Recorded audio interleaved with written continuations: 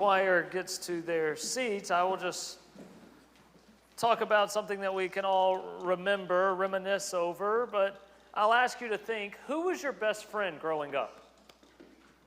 Who was that best friend of yours? They come to your mind. Some of you are even smiling. Who was that person you spent hours riding bikes with, playing dolls with, laughing at silly, stupid jokes like I cup, right? Can you spell I cup?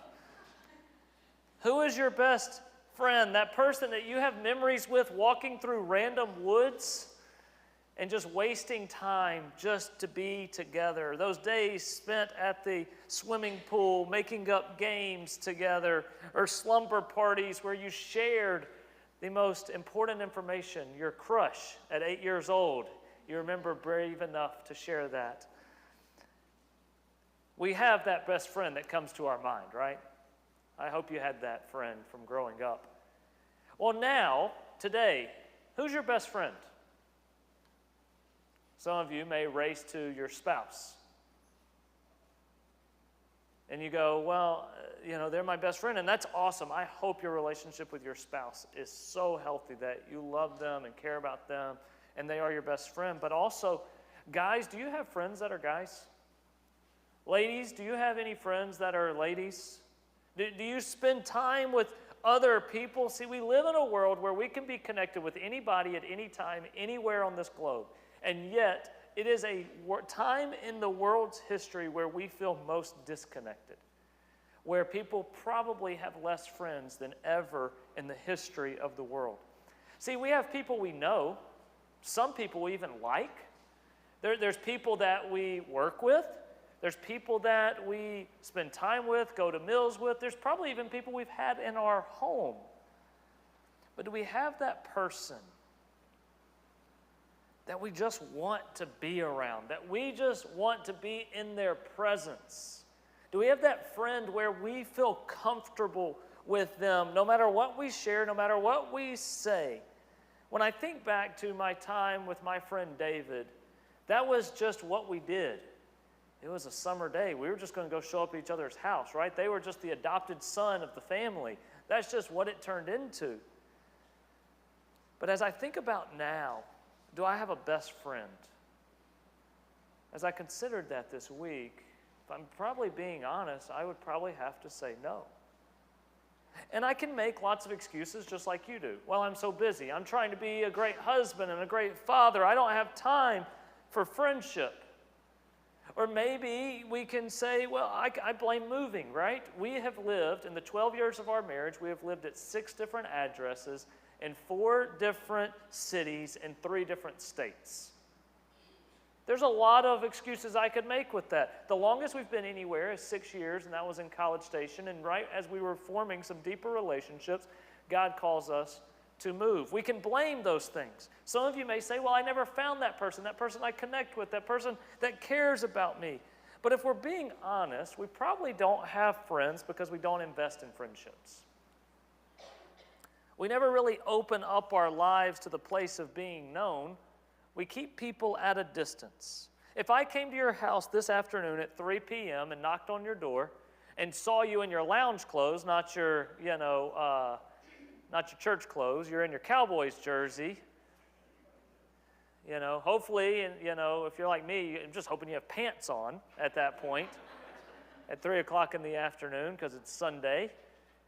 If I showed up at your house, I bet half of you would step out of the front door and rather talk to me there than let me in, because you would be so anxious about the mess that was inside.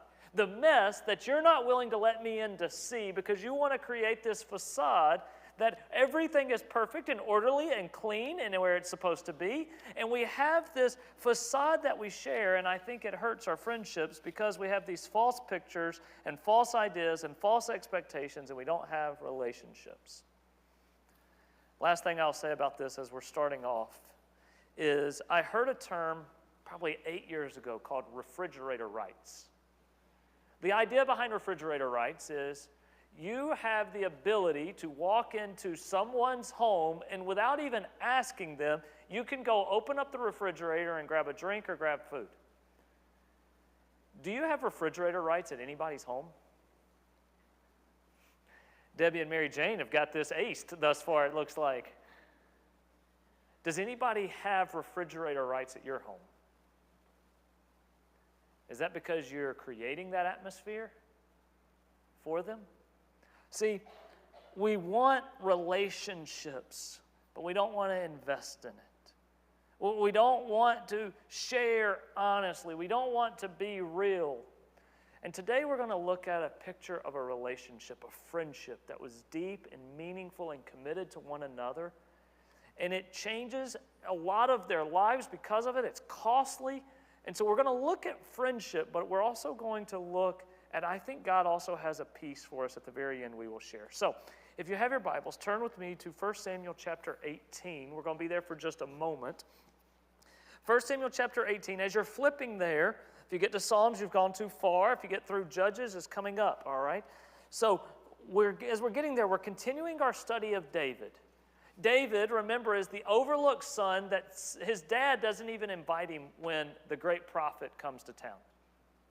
He is the overmatched soldier, not even a soldier, that stands in front of the giant. Surely he is going to be destroyed.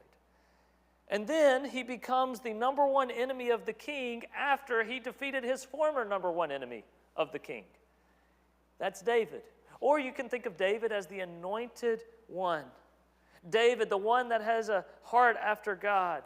You can think of David as the one who has faith in his God instead of fear of the giant. In 3 weeks ago, we looked at David and Saul's relationship and the fear and the paranoia and the jealousy and the rivalry that had happened between those two, and how Saul was seeking to kill David, and that he was probably possessed by an evil spirit, and he had some mental illness going on, all of these things. See, David has been doing everything right. He is a successful servant, and yet he is being sought to be killed. He is a humble servant, and yet he is hated for it. And today we're going to look at David and a person named Jonathan. Who is Jonathan? Before we read the text, I will set you up on who Jonathan is. Jonathan is the son of Saul, the king. He's the prince of the kingdom. He's a valiant warrior who will go and assassinate a Philistine governor. He is also a proud and brave fighter who is not afraid of a Philistine fortress and will go and fight it no matter who's following him. He is a man emboldened by God to go and do great things of faith. He's the heir to the throne. He's his father's confidant. He is a trusted son. He is wise counsel to the king. He is strong, he is powerful, and he is a servant of God and the king. In many ways, Jonathan and David are cut from the same cloth. So let's see what happens in chapter 18, verse 1. This is all the day that Goliath has been defeated. He has been championed by the king Saul, and now David is meeting Jonathan. It says this: as soon as he had finished, that is David, speaking to Saul, the soul of Jonathan, his son, was knit to the soul of David, and Jonathan loved him as his own soul.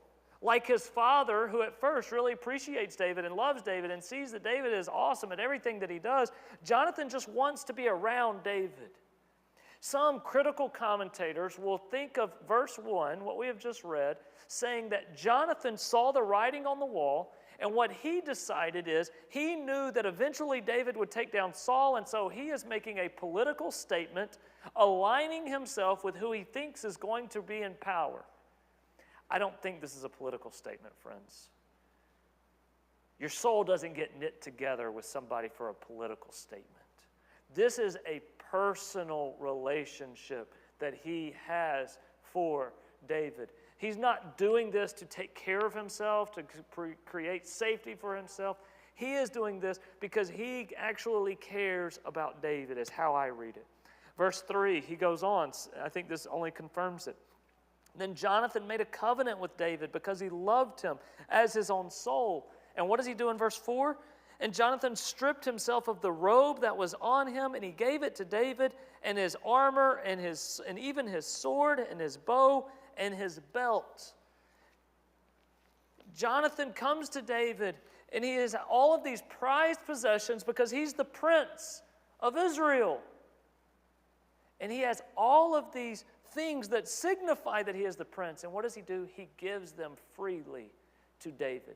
Everything that would signify that Jonathan is the heir to the throne, the sword, the armor, the robe, he then shares with David. He gives it freely to David. So following that interaction, we're going to go now to go to chapter 20, if you want to flip over a page or two. Following that interaction, we have what we studied a few weeks ago. Saul will try to throw a spear and kill David twice. Saul will then create a bride price that was impossible to fulfill. He needs to go 100-0. He needs to be undefeated versus 100 Philistines in order to be able to marry that wife in fights to the death. And David goes 200-0. And then he, in chapter 19, will talk with Jonathan about how he wants to kill David, and Jonathan talks him out of it. But then he gets upset again, and later in chapter 19, David is claiming to be, or they say that David's on his deathbed, so Saul says, bring him here, and I will stab him personally to death. Okay? That's the situation of what's going on in between. David is fleeing, he's on the run, and so let's begin reading in chapter 20. It says this. Chapter 20, then David fled from Naioth in Ramah and came and said before Jonathan, what have I done, and what is my guilt, and what is my sin before your father that he seeks to kill me? Jonathan said to him, far from it, you shall not die. Behold, my father does nothing, neither great or small, without disclosing it to me. And why should my father hide this from me? It is not so. Jonathan's convinced, my dad doesn't want to kill you. Verse 3. But David vowed again, saying, your father knows well that I have found favor in your eyes, and he thinks, do not let Jonathan know this, lest he be grieved. But truly, as the Lord lives and as your soul lives, there is a step between me and death. And then Jonathan said to David, whatever you say, I will do. Let's pause there for a second. David is on the run. He is fleeing. He is in hot pursuit. The king and his army and all of his henchmen are trying to find David to kill David. And so David goes to his friend in a moment of honesty, because true friends are honest with each other. And he puts himself out there and he says this, what have I done? I must be at fault. I must be doing something wrong. I must have sinned against the king. Jonathan, just tell me. I need to know. And Jonathan, back with honesty, says, you haven't done anything wrong, David, and I don't even think my dad wants to kill you. I'm not sure how Jonathan could get to that point because all the data points to it, but nonetheless, he believes this. David is wise here, and he says, no, listen, your dad's not going to tell you. He knows that you care so much about me, it would upset you. You're going to try to talk him out of it, so he's keeping it away from you. And so they end with, okay, I will do whatever you decide.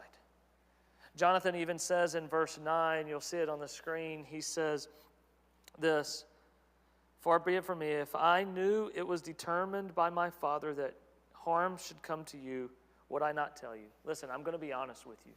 I'm committed to you. I've covenanted with you. I'm truthful with you. And so the two devise a plan. All right, so here's the plan. It's about to be a new month, so they have a new moon festival. The new moon festival has two feasts associated with it. One, on the first day, is a holy feast that David and Jonathan and other commanders like Abner and Saul would all be at this feast together for this holy feast signifying the new month.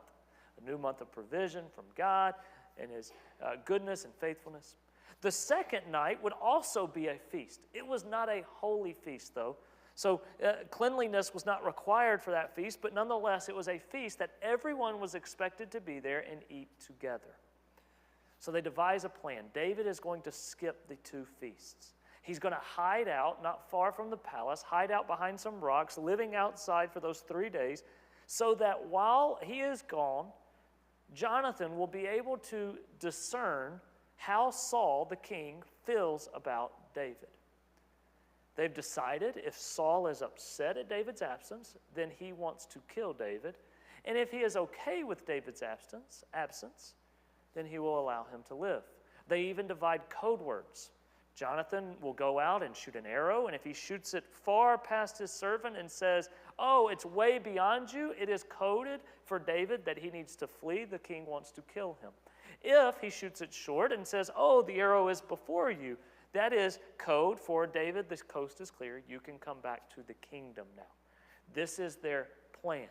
This is their strategy. They don't have text messages at this time, but anyway, if we did have text messages, Big Brother would be watching and listening and keeping up with it. So this is their off-the-grid plan of how to figure it out. Okay? Whew, that was a lot. So, this is what has happened. Now, verse 14. Before they leave, listen to Jonathan's commitment to his friend. If I am still alive, show me the steadfast love of the Lord, that I may not die. And do not cut off your steadfast love from my house forever, when the Lord cuts off every one of the enemies of David from the face of the earth. And Jonathan made a covenant with David, saying, may the Lord take vengeance on David's enemies.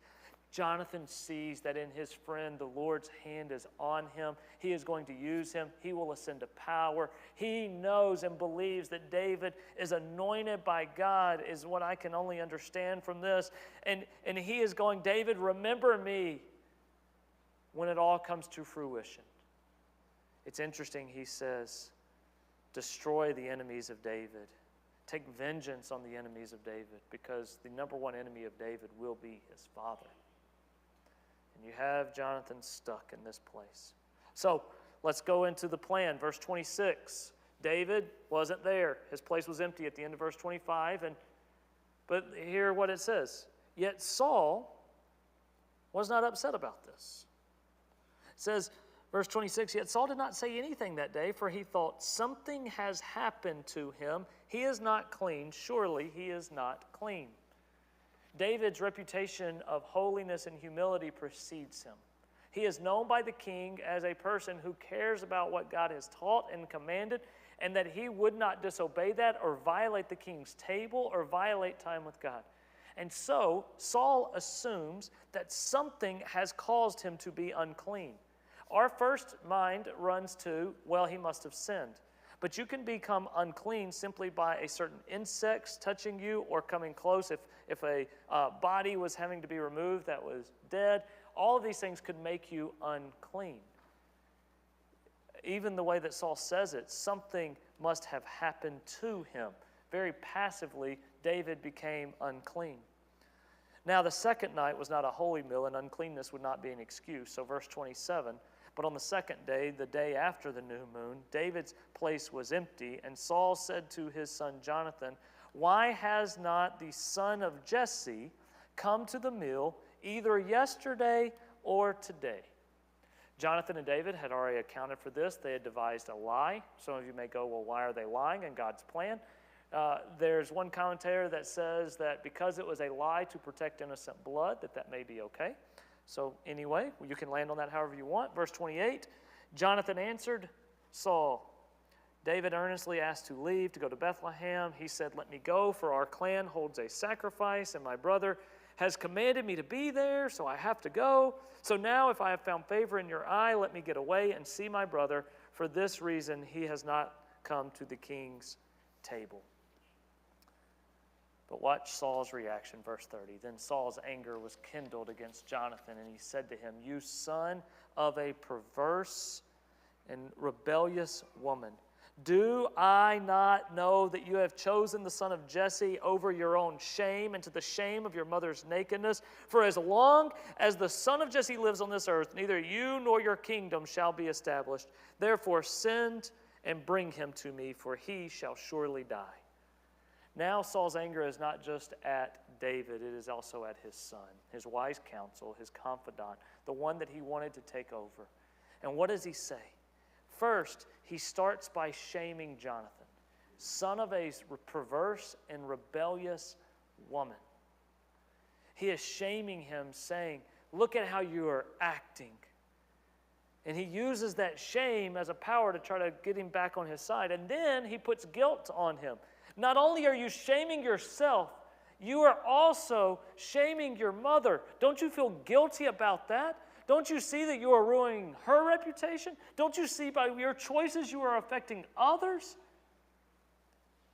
And then he adds on top of that this call for greed. Don't you know, Jonathan, that he is going to take your crown, that he's going to take your power, that he's going to take your place, that he is going to take your position, that he is robbing you of what is rightfully yours? Much like the enemy with Jesus, or even the enemy with us, he uses shame, and he uses guilt, and he uses greed to try to talk us out of doing what we are supposed to do by saying, oh, won't you be embarrassed if they find out? Oh, won't you feel guilty if you hurt them? Oh, don't you see what is costing you by obeying? Jonathan doesn't fall for it. Instead, he says, why are you putting him to death? Verse 32. What has he done? No answer is given. Instead, Saul goes back to his old tricks. He hurls a spear at him. Now he's tried to kill David and his own son, and Jonathan flees.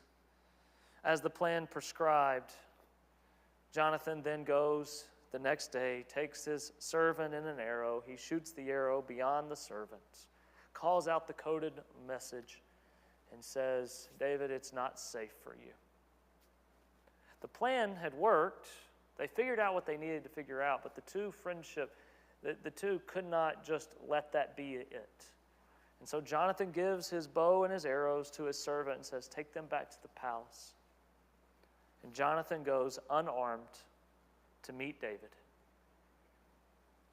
And the two share a moment of reverence and love and compassion with one another as they say their goodbyes, realizing what it is going to cost. Jonathan's friendship with David has cost him his relationship with his father. It has cost him his heir to the kingdom. It has cost him even his friend, because now he can't be around him. For David, it has cost him his freedom. It has cost him his relationship with his best friend. And now he will live on the run for the rest of his years. Most of the time when we get to this, the low-hanging fruit question to ask is, do you have a friend like Jonathan? A friend who cares about you and loves you and treats you well. And most of the time we go home sad and we go, no, not really. I guess I'm not lovable. But my question to you is more this. Are you a friend like Jonathan? Committed to the well-being of others even when it costs you a lot? Willing to risk your future, your position, your relationships, your place for someone else's good? Do you deeply love those around you even when it hurts, even when it costs you? See, most of us don't have friends like Jonathan because we're not a friend like Jonathan. It starts with us. We fail to invest because we don't want to expose our mess. We want to know others, but we're afraid of being known by others. Well, we want real conversations, but we're never willing to be real. We'd love to pray for you, but we're never going to share how you need to pray for us. We want to hear your problems, but we're not going to share ours. See, I think that this passage focuses on friendship, which requires honesty and commitment, but I also see one other thing that I think begs to be addressed as we close. And that's this. God calls us to hard things. God lets us endure hard things. If you were writing the script of David's story, post-Goliath, you're probably just going to start going. Like, that would have been the hardest thing, right? And then it would have just been success, success, success, all the way up. But that's not the story of David. It's not an ever-ascending arc. I mean, David, the anointed one, the future king, the giant slayer, the great warrior, the humble servant, the awesome friend, now is sent as a fugitive desired to be killed by the king. This isn't how I would have written the story.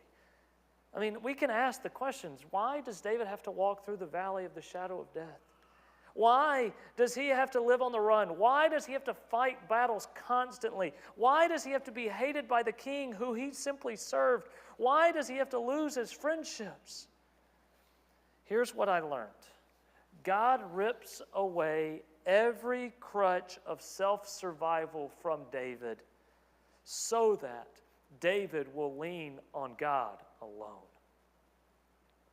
What God is forcing David to do is be dependent upon him. David had experienced great success in life. And God is saying, what do you rely on?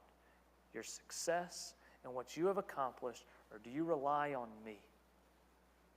This isn't the script of how I would have worked it, but this is how God works it in his infinite wisdom. It's how he orchestrates the story. He will bring David to be the king, but only through the path of desperation and dependence and desolation. Which then makes us ask the question that we ask all the time in our hearts and our minds. How can God be good if he allows fill in the blank? How can God be good and worthy of worship if he allows this? If this happens, I mean, how can we sit by when 2,000 people lose their life because of an earthquake that they couldn't have caused? How can we sit by when God allows, because he is sovereign and he is good? How can we say all of those things when that car crash and it took a son or a daughter? How can we say that he is good when that sickness seems to be winning, when that situation keeps occurring? How can God be good when he will not allow us to have a child, when we cannot find a job, when we can't get over that depression, when we cannot get healthy? How can we say that he is good? And friends, all of us have asked that question. All of us have wondered and struggled and doubted and questioned. Because we assume that our life should just be an ever-ascending arc of success, of prosperity and goodness and blessing and favor. And the question I have is, why do we think that we shouldn't experience what everyone else does in the Bible? We want to experience the blessing. We don't want to experience the waiting. We want to experience the blessing. We don't want to experience the faith it requires. It's easy for us to make accusations that God, or to question his goodness, but if anyone had the right to make those claims, it would be Jesus, the innocent one who was sent to die, the perfect one who died in the most gruesome way imaginable.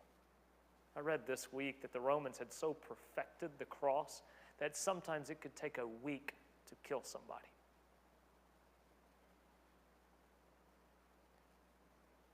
The one who left heaven to experience the cross. He, if anybody had claims to say, God, you're not good because what I'm going through, it would be Jesus.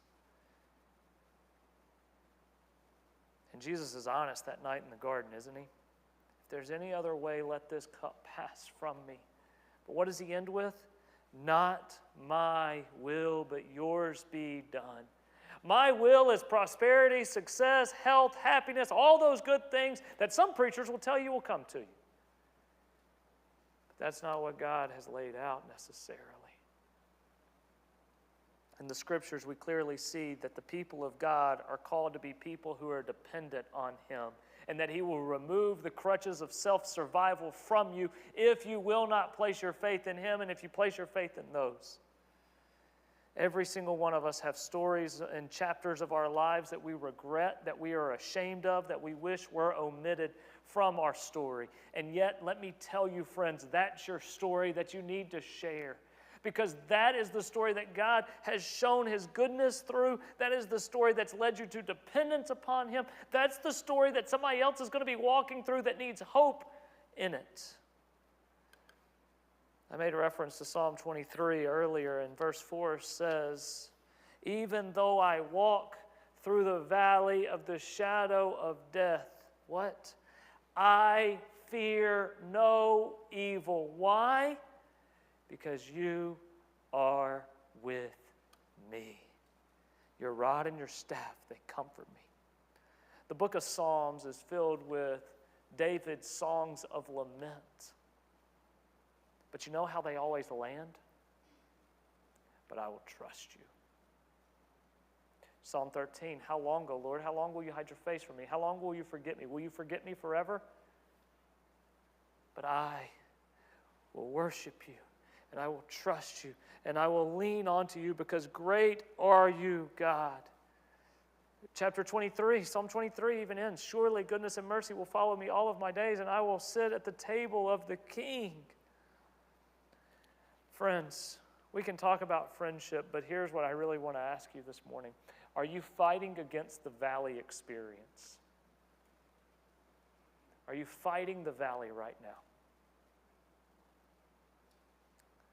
And if you're fighting it, are you missing what God may be teaching you in the valley? David was not ready to be king yet until he had walked through this. We must not miss and waste the valleys of our lives because God is teaching us something. We sang it earlier, we've read it in Experiencing God, and I will reinforce it again. God's plans are for your best. Do you trust Him?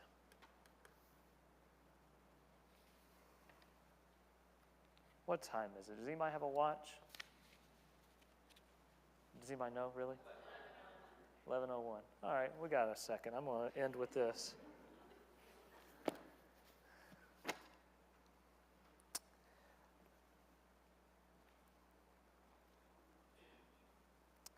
One of the hardest moments, and one of the darkest valleys, happened in December 2014, I think, 15. I got a call from Carlin, who had just visited the doctor for the 12-week appointment to hear the heartbeats of what we were hoping to be our first child. And I know I'm not the only one that's walked through this. I know many of you in this room have walked through that. And when the doctor looked at her and said, there is no heartbeat, it didn't make sense. I wanted to blame God. I wanted to complain. That's not the arc of ever-ascending success that I have in my mind. That's not the blessing. That's not the favor. That's not the God I want to worship.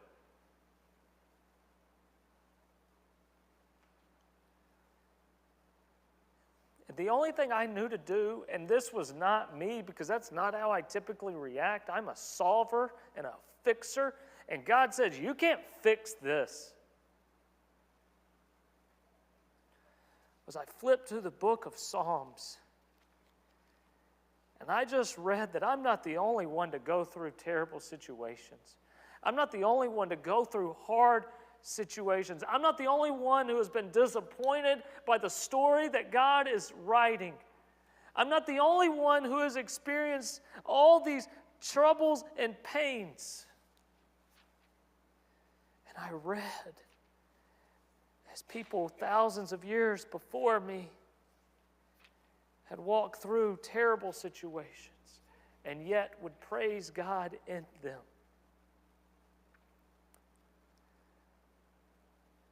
I was a youth pastor back then, and I preached once or twice a year, and of course, I think that was like a Tuesday or Wednesday. That Sunday I was preaching. God taught me something that week from a widow in Luke chapter 2 who had lost her husband at an early age and had spent 60 plus years husbandless, childless, alone. Her name was Anna. If anybody could blame God, it would be Anna. And what it says in Luke chapter 2, I think it's like around verse 68 or something. Luke writes a lot of verses in his first few chapters. It says that she was constantly at the temple, chapter 1, praying and worshiping. She did not depart from the temple, worshiping and fasting and praying day and night.